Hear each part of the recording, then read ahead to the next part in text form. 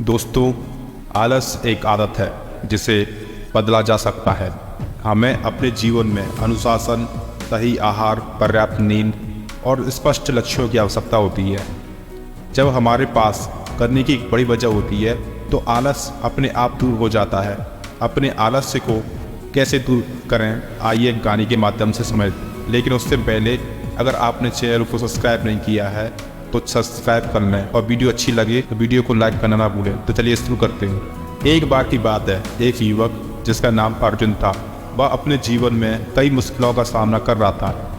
वह अपने आलस के कारण अपने लक्ष्यों को हासिल नहीं कर पा रहा था। इससे परेशान होकर वह मार्गदर्शन के लिए संत महात्मा के पास पहुंचा और कहा, गुरुजी, मुझे ऐसा लगता है कि आलस्य ने मेरी जिंदगी पर कब्जा कर लिया।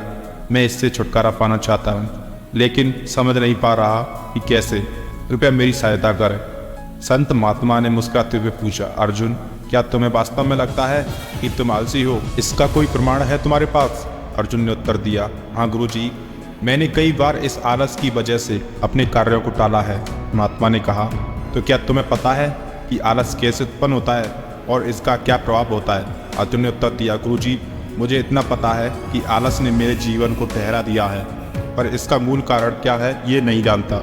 संत महात्मा ने समझाया, आलस एक मानसिक और शारीरिक अवस्था है।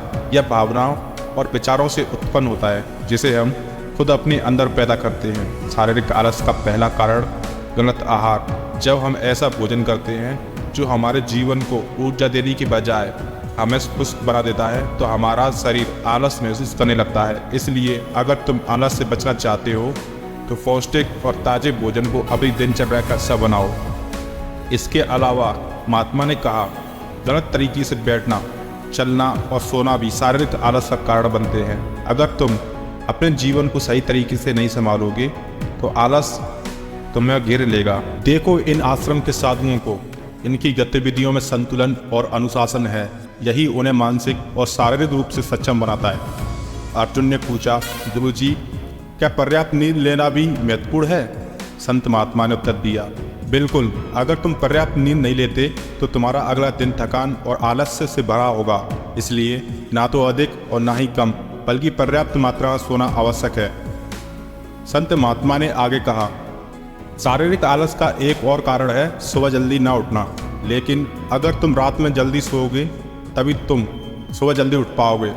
अनुशासन तुम्हें न केवल अनुशासित बनाता है बल्कि तुम्हें स्वतंत्र भी करता है। अर्जुन ने फिर से पूछा, गुरुजी, मुझे अपनी आदतों में बदलाव कहाँ से शुरू करना चाहिए? महात्मा ने जवाब दिया, तुम जहाँ हो वहीं से शुरू करो और जो भी कर रहे हो उसे पूरी निष्ठा और ध्यान से करो। इसके बाद संत महात्मा ने मानसिक आलस के कारणों पर प्रकाश डाला। मानसिक आलस का पहला कारण हमारी नकारात्मक धारणाएं और सोच।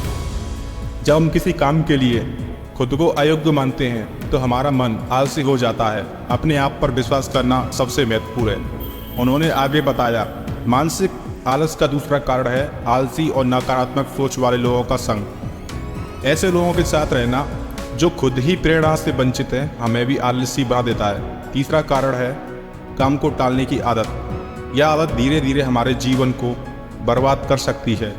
जो काम आज हो सकता है उसे कल पर मत टालो। संत महात्मा ने कहा, मानसिक आलस का चौथा कारण है लक्ष्य का स्पष्ट न होना। यदि तुम्हारे जीवन में स्पष्ट लक्ष्यों का अभाव है तो तुम आलस का शिकार हो जाओगे। अंत में संत महात्मा ने कहा, मानसिक आलस का पांचवा कारण है किसी काम को करने की कोई बड़ी वजह का न होना। अगर तुम्हारे पास काम करने का कोई बड़ा कारण है तो आलस तुम्हें रोक नहीं सकता। अर्जुन ने अंत में कहा, गुरुजी, आपकी बातें सुनकर मुझे अपने आलस का कारण समझ में आ गया है। आपने मेरी आंखें खोल दी। संत महात्मा ने मुस्कुराते हुए कहा, याद रखना, जब लक्ष्य स्पष्ट हो और करने की वजह मजबूत हो तो आलस का कोई स्थान नहीं होता। आलस्य की वजह से अच्छे अच्छे अवसर भी हाथ से निकल जाते हैं। जीवन में अगर कुछ हासिल करना है तो सबसे पहले इस बुराई को छोड़ना होगा। आलस से नुकसान कैसे हो सकता है, एक कहानी के माध्यम से समझते हैं। तो चलिए कहानी शुरू करते हैं। पुराने समय की बात है, किसी आश्रम में गुरु अपने शिष्यों के साथ रहते थे। गुरु बहुत ही विद्वान थे। उनका एक शिष्य बहुत ही आलसी था। उसकी शिक्षा पूरी होने वाली थी, लेकिन वह समय का मूल्य नहीं समझ सका था। शिष्य आलस की वजह से आज का काम कल पर टाल देता था। गुरु ने सोचा कि शिष्य को समय का महत्व नहीं समझाया तो इसका जीवन बर्बाद हो जाएगा। एक दिन गुरु आलसी शिष्य को एक पत्थर देते हैं और कहा कि पुत्र, ये पारस पत्थर है, इससे तुम जितना चाहो उतना सोना बना सकते हो, लेकिन तुम्हारे पास सिर्फ 2 ही दिन है, इससे तुम्हारा जीवन सुधर जाएगा। मैं दूसरे गांव जा रहा हूँ, 2 दिन बाद आश्रम लौट आऊँगा, तब मैं तुमसे पत्थर वापस ले लूँगा। पारस पत्थर देकर गुरुजी आश्रम से चले गए। आलसी शिष्य पत्थर पाकर बहुत खुश हो गया। उसने सोचा कि इस पत्थर से इतना सोना बना लूँगा कि उसे पूरे जीवन काम करने की जरूरत नहीं पड़ेगी। अभी मेरे पास 2 दिन है, एक दिन आराम कर लेता हूँ, अगले दिन सोना बना लूँगा। ये सोचकर वह सो गया। पूरा दिन और पूरी रात आराम करने के बाद जब वह उठा तो उसने सोचा कि आज बहुत सारा लोहा लेकर आना है और उसे सोना बनाना है, लेकिन इससे पहले खाना खा लेता हूँ, फिर काम करूँगा। उसने पेट भर खाना खाया तो उसे नींद आने लगी। अब वह सोचने लगा कि कुछ देर सो लेता हूँ। सोना बनाने का काम तो छोटा है, शाम को कर लूँगा। उसे नींद आ गई। शाम हुई और उसकी नींद खुली।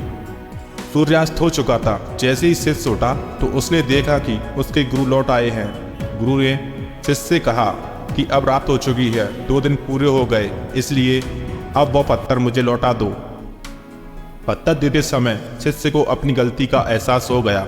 उसे समझ आ गया कि समय मूल्यवान है, इसे आलस से बर्बाद नहीं करना चाहिए। इस एक बुरी आदत की वजह से कई बार बड़े बड़े अवसर भी हाथ से निकल जाते हैं, इसलिए आलस्य को तुरंत त्याग देना चाहिए।